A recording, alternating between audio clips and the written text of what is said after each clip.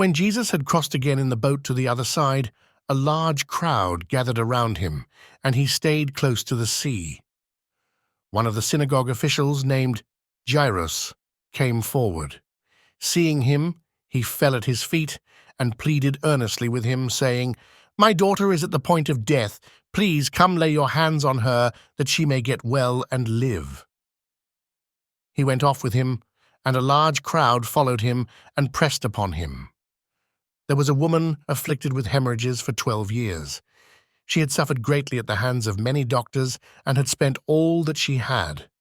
Yet she was not helped, but only grew worse. She had heard about Jesus and came up behind him in the crowd and touched his cloak. She said, "If I but touch his clothes, I shall be cured." Immediately her flow of blood dried up.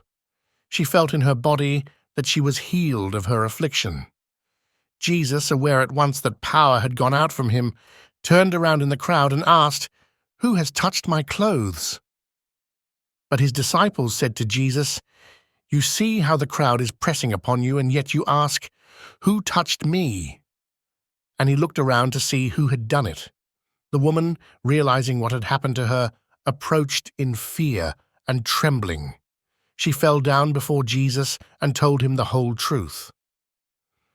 He said to her, "Daughter, your faith has saved you. Go in peace and be cured of your affliction."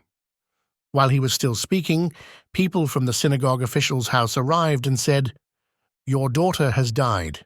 Why trouble the teacher any longer?" Disregarding the message that was reported, Jesus said to the synagogue official, "Do not be afraid. Just have faith." He did not allow anyone to accompany him inside, except Peter, James, and John, the brother of James.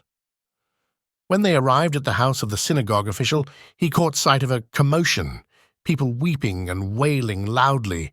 So he went in and said to them, "Why this commotion and weeping? The child is not dead, but asleep." And they ridiculed him. Then he put them all out. He took along the child's father and mother and those who were with him, and entered the room where the child was. He took the child by the hand and said to her, "Talitha cum," which means, "Little girl, I say to you, arise." The girl, a child of 12, arose immediately and walked around. At that, they were utterly astounded. He gave strict orders that no one should know this and said that she should be given something to eat.